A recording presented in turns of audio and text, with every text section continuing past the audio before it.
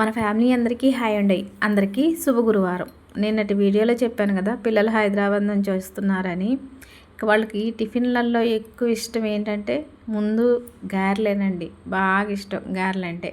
ఇక అందుకే వాళ్ళు ఎప్పుడు హైదరాబాద్ నుంచి వచ్చినా కానీ వాళ్ళు వెళ్ళబోయేసరికి 1-2 సార్లు అయినా గారెలు వేస్తుంటాను. మా వారు బొబ్బరపప్పు తెచ్చారు, గారెలకి పప్పు నానబోసానని చెప్పాను కదా. బుధవారం సాయంత్రం పప్పు నానబెట్టాను, బుధవారం రాత్రి పిల్లలు వచ్చారు. మా అమ్మ వాళ్ళు ఎప్పుడన్నా గారెలు వేయాలంటే, అంటే అమ్మ కానీ అక్క వాళ్ళు కానీ టిఫిన్కి రేపు ఉదయం గారెలు వేయాలంటే ఈ రేత్రికి నానబోయరండి.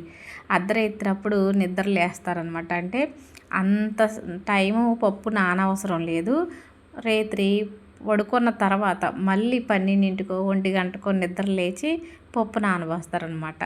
అయితే నేను అలా చెయ్యను. ఎందుకంటే నిద్ర లేస్తాను, లేవను. పప్పు నానపోయకపోతే ఎట్లా మనకి వాళ్ళకు మేలుకు వచ్చినట్టు టైంకి నాకు మేలుకు వస్తుందని నమ్మకం లేదు. అందుకనే బుధవారం నైట్ కూడా కాదు, అటు ఇటుగా 5-6 ఆ ప్రాంతంలో నానబోసానండి. అప్పటికి పప్పు ఎక్కువ నానినట్టే. కానీ ఇక తెల్లారి పెందలాడే నిద్ర లేచి పప్పు కడిగి గాలిచ్చి పప్పు మిక్సీ పట్టేసి ఇక పిండిలో జీలకర్ర, ఆవాలు, ఉప్పు, పచ్చిమిర్చి ముక్కలు, ఉల్లి ముక్కలు, అల్లం తురుము ఇవన్నీ వేసేసి కలిపేసి గారెలు వేసాను. ఎక్కువ శాతం నేను పప్పుతోనే గారెలు వేస్తా. ఎప్పుడో ఒకసారి మినపప్పుతో గారెలు వేస్తా. అక్క వాళ్ళు హైదరాబాద్ నుంచి వచ్చారు కదా, ప్రస్తుతానికి ఇప్పుడు వీళ్ళు ఇక్కడే ఉన్నారు. ఇక వాళ్ళ కోసమని గారెలు పంపించాను. ఇక పిల్లలు వచ్చారు కదా, చికెన్ తెప్పించాను. ఈ మధ్యన ఎక్కువ మీకు వీడియోస్లో నాన్ వెజ్ రాదు అని చెప్పాను కదా, చాలా తక్కువే. నేను తినట్లేదని నా ఒక్కళ్ళ కోసం ఎందుకని మా వారు కూడా తెచ్చుకోవట్లేదు కాబట్టి ఎక్కువ నాన్ వెజ్ రావట్లేదు. మొన్న మామయ్య గారు చనిపోయిన రోజు సంవత్సరికం కాదు, చనిపోయిన రోజు కాబట్టి ఇక మొన్న తెచ్చారు. మళ్ళీ నిన్నేమో పిల్లలు వచ్చారు కదా అని తీసుకొచ్చారు. ఇక చికెన్లోకి ఉప్పు, పసుపు వేసి అటు ఇటుగా ఒక 5 నిమిషాల పాటు బాగా చేతితో కలిపి 15 నిమిషాల పాటు పక్కన పెట్టేశాను. స్టవ్ వెలిగించి గిన్నె పెట్టి నూనె వేసి, నూనె వేడెక్కిన తర్వాత ఈ ఉప్పు, పసుపు కలిపిన చికెన్ని ఆయిల్లో వేసేసి మూత పెట్టాను. చికెన్లో ఉన్న నీరు మొత్తం వచ్చేసి ఆ నీరంతా ఇనికిపోయేంత వరకు కూడా అలానే ఉంచి చికెన్ మంచిగా వేగిన తర్వాత అల్లం వెల్లుల్లి, జీలకర్ర, ధనియాలు, పచ్చిమిర్చి, ఉల్లి ముక్కలు ఇవన్నీ మిక్సీ పట్టేశాను. ఆ పేస్ట్ వేసాను. ఆ పేస్ట్ వేసిన తర్వాత పచ్చివాసన పోయేంత వరకు వేగనిచ్చి ఇందులోకి ఘాటుకు సరిపడేంత కారం, ధనియాల పొడి, గరం మసాలా, కొత్తిమీర, మధ్యలో ఒక 4 పచ్చిమిర్చి కూడా కట్ చేసి వేసాను, అది వీడియో రాలేదు. ఇవన్నీ వేసేసి ఒక 2 నిమిషాల పాటు ఉంచేసాను.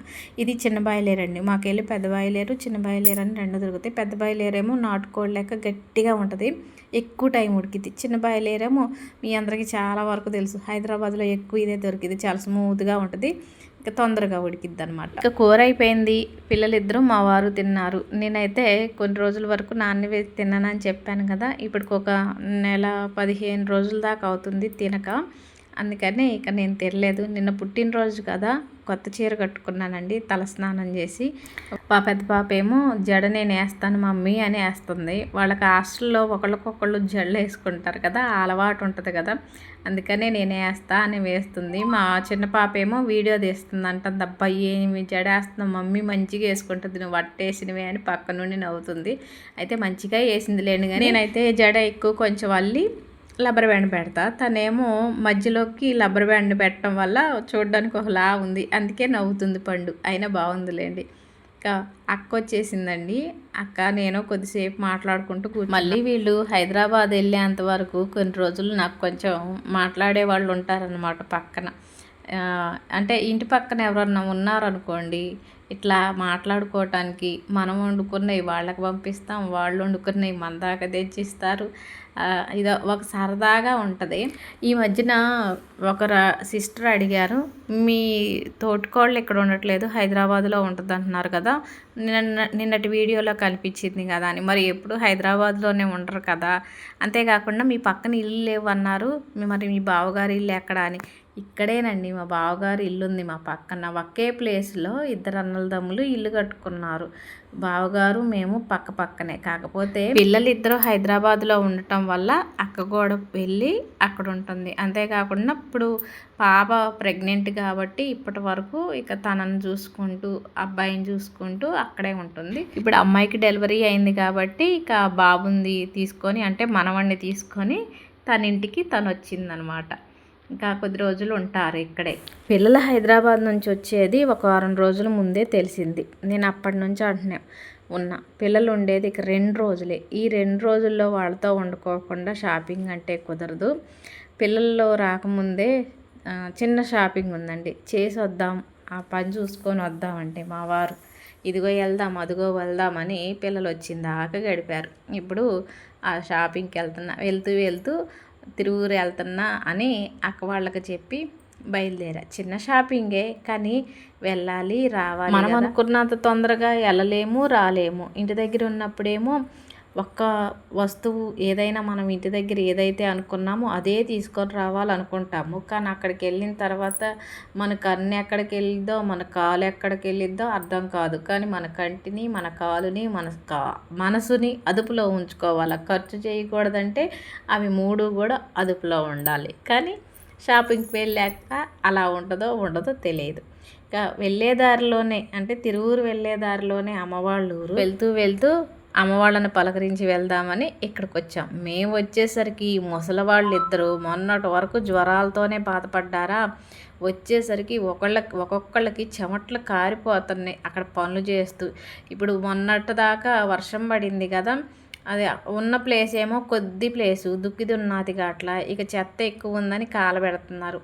ఆ కొద్దిలోకి ట్రాక్టర్ వచ్చి తిరగటం కుదరట్లేదంట. ఇక ఆ చెత్త అంతా ఏం చేయాలో తెలియక కాలబెడుతున్నారు. ఇప్పుడు దాంట్లో మళ్ళీ కూరగాయ మొక్కలు పెట్టాలని. ఇప్పటి వరకు కూరగాయలు ఎక్కువగా ఏం పెట్టలేదండి. ఇదిగోండి ఇప్పుడిప్పుడే వస్తున్నాయి చిట్టి బీరతీగలు.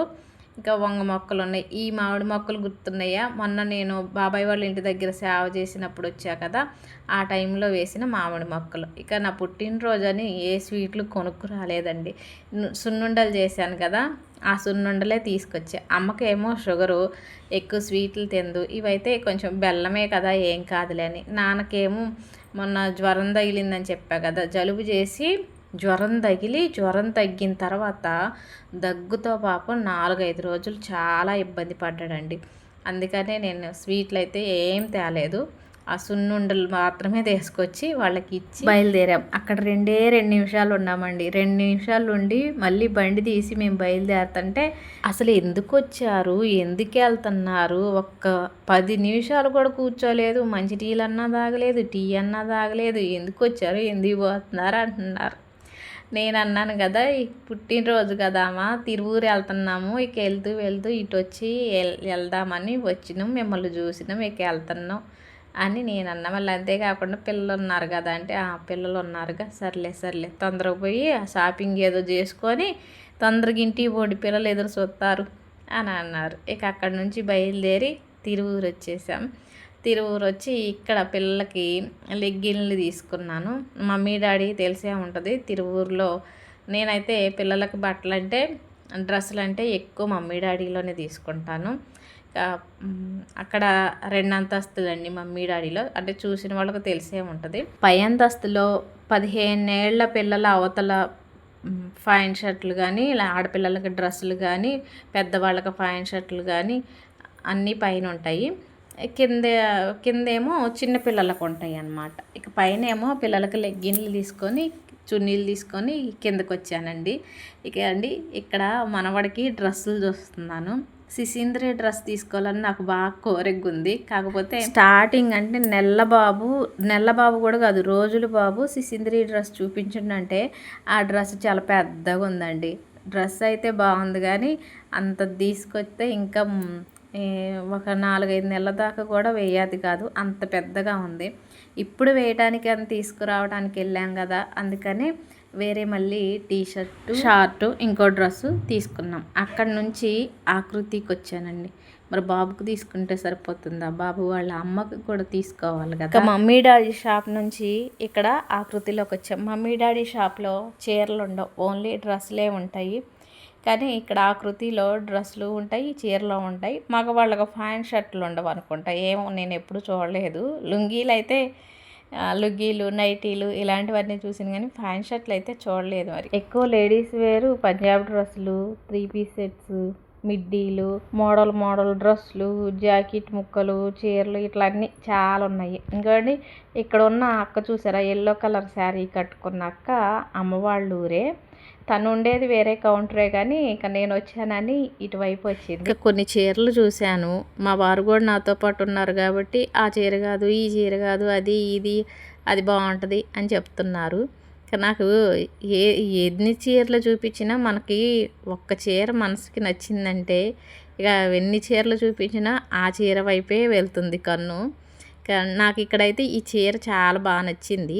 ఇలాంటి చీర నాకు ఉంది కానీ ఆ చీర వేరు, ఈ చీర వేరు. ఆ చీరకేమో అక్కడక్కడ ఫ్లవర్స్ వచ్చినాయి, కానీ ఈ చీరకేమో అక్కడక్కడ ఫ్లవర్స్తో పాటు కింద అంచు మొత్తం కూడా ఫ్లవర్స్ వచ్చినాయి. అందుకే నాకు బాగా నచ్చిందండి ఈ చీర. చీర చూసిన తర్వాత ఇక్కడ మొత్తం ఒక వీడియో తీశాను. ఇంతకుముందు ఎక్కడికన్నా వెళ్తే వీడియోస్ తీయాలంటే మొహమాటంగా ఉండేది, కానీ ఇప్పుడు అట్లా అనిపించట్లే. ఎందుకంటే మనం ఎక్కడికి వెళ్ళినా కానీ ఆ వెళ్ళిన చోట 10 మంది ఉన్నారనుకోండి, కనీసం ఒక్కరన్నా మనల్ని గుర్తుపడుతున్నారు. అలా గుర్తుపట్టినప్పుడు కొంచెం ఒక ధైర్యంగా అనిపిస్తుంది అనమాట. వీళ్ళు ఇప్పుడు ఒకళ్ళు గుర్తుపట్టి పక్కన వాళ్ళకి చెప్తున్నారు, ఈవిడ యూట్యూబ్ వీడియోస్ తీస్తుంటుంది, యూట్యూబ్లో పెడుతుంటుంది అని పక్కన వాళ్ళకి చెప్తున్నారు. అలా చెప్పేసరికి మనకి ఎక్కడ లేని ధైర్యం వచ్చేస్తుంది అనమాట. అందుకే ఈ మధ్యన ఎక్కడికి వెళ్ళినా అవతల వాళ్ళు ఏమనుకుంటారు అనుకోకుండా వీడియోస్ తీస్తున్నాను. అది కూడా నేను ఇట్లా యూట్యూబ్లో పెడుతుంటాను, మిమ్మల్ని వీడియో తీయొచ్చా అని కూడా అడుగుతుంటాను అప్పుడప్పుడు. అక్కడి నుంచి తిరువూరు నుంచి ఇంటికి వచ్చేసాము. ఇంటికి వచ్చి కాళ్ళు చేతులు గడుపుకొని సున్నుండలు తీసుకొని అక్క వాళ్ళ ఇంటికి వెళ్తున్నా. నా పుట్టినరోజుకి ఈ సున్నుండలే ఈసారి. కాకపోతే సున్నుండలు టేస్ట్ చాలా బాగున్నాయండి. ఈసారి నెయ్యి మంచిగా వాసన వస్తుంది, బెల్లం మంచిగా కుదిరినాయి అనమాట. ఏముంది అందుట్లో, బెల్లం సున్నుండలు నెయ్యే కదా అని. అట్లా కాదు, అవి కూడా నెయ్యి మంచి వాసన రాకపోతే సున్నుండలు అస్సలు తినలేము, టేస్ట్ బాగుండదు. చాలా బాగున్నాయి. ఇక అందరికీ సున్నుండలు ఇచ్చాను. నా పుట్టినరోజు అనుకుంటా అందరికీ ఇచ్చాను. వాళ్ళు కూడా పుట్టినరోజు శుభాకాంక్షలు అని చెప్పారు. ఇక ఆ తర్వాత ఇక్కడ చిన్న పనులు చేస్తున్నాం, చిన్ని పనులేండి. పెద్ద కష్టపడిపోతున్నామని అయితే చెప్పను. డెకరేషన్ కోసమని బంతిపూలు గుచ్చుతున్నాం. ఇది ఈ రెండో మాల నేను గుచ్చుతున్నాను. ముందు మాల అయితే బావగారళ్ళ కూతురు భాష్పిత, మా పెద్దమ్మాయి ఇద్దరు కలిసి కూర్చారు. తర్వాత ఇంకో మాలేమో నేను కూర్చాను అనమాట. ఇక డెకరేషన్ కోసం ఇదంతా చిన్న ఫంక్షన్ అని చెప్పాను కదా, ఆ చిన్న ఫంక్షన్ కోసం చిన్న డెకరేషన్ అనమాట. ఇవన్నీ కూడా మీషోలో ఆర్డర్ పెట్టింది భాష్పిత. అన్నీ కూడా ఇలా డెకరేషన్ చేస్తున్నాం. ఇక్కడ ఒక్కళ్ళం కాదండి, ఎంతమంది చేతులు పడ్డాయో ఈడ డెకరేషన్ చేయడానికి. ఇక బావగారు వాళ్ళ అబ్బాయి ఎప్పుడు వీడియో తీస్తుంటే నన్ను వద్దొద్దు అంటాడు. ఈసారి ఏమో వచ్చి చిన్న డాన్స్ వేసిండు అనమాట, ఏదో సరదాగా. ఇక ఇప్పటికై మీకు అర్థమయ్యే ఉంటుంది, చిన్న ఫంక్షన్ అంటున్నాను నిన్నటి నుంచి. ఏం ఫంక్షన్ అని అర్థమైపోయే ఉంటుంది. మరి మనవడు పుట్టి ఈ రోజుకి 21 రోజు అయిందనమాట. ఈ 21 రోజు ఉయ్యాల్లో పడుకోబెట్టడం కోసమని, అంటే బారసాల కోసమని ఈ డెకరేషన్ అంతా చేస్తున్నాం. ఇదంతా కూడా రాత్రి చేసామన్నమాట. ఈ వీడియో ఇప్పుడు అప్లోడ్ చేస్తున్నాను కదా, ఈ డెకరేషన్ చేసిందంతా కూడా రాత్రి. ఉయ్యాల అనుకున్న క్లాత్ కట్టడం, ఆ క్లాత్కి ఫ్లవర్లు కట్టడం అవన్నీ కూడా అందరం చేసాము. ఈ ఉయ్యాలకి ఫ్లవర్స్ దండలు ఉన్నాయి కదా, ఆ దండలు మాత్రం నేను గుచ్చుతున్నాయి. ఎందుకంటే ఆ టైంలో అందరూ అన్నం తింటున్నారు, అక్కేమో అందరికి అన్నం పెట్టేస్తుంది. ఇక ఈ ఉన్న 3 మాలలు నేను కుచ్చుతాలే అని నేను పెట్టేస్తుంది అనమాట. కుచ్చడం అంటే ఏం లేదు, ఆ దండలకి పిన్నీస్ పెట్టేసి ఆ పిన్నీస్తో ఉయ్యాలకు గుచ్చేయటమే. ఉయ్యాల వెనకున్న క్లాత్ వరకు ఈ మాలకు కుచ్చేసి, అంటే ప్లాస్టిక్ మాలకు కుచ్చేసి ఉయ్యాల వరకు బంతిపూలు మాల కట్టి పెట్టేద్దాం అనుకున్నాం. అంటే మాల కట్టడం కాదు, మాల కుచ్చి ఉయ్యాలకు పెడదాం అనుకున్నాం. తీరా మాల కుచ్చిన తర్వాత ఉయ్యాలకి నిండుగా అనిపించలేదు, కొద్దిగా అయినాయి. అందుకనే మిగిలిన ప్లాస్టిక్ పూలు కుచ్చేసాము.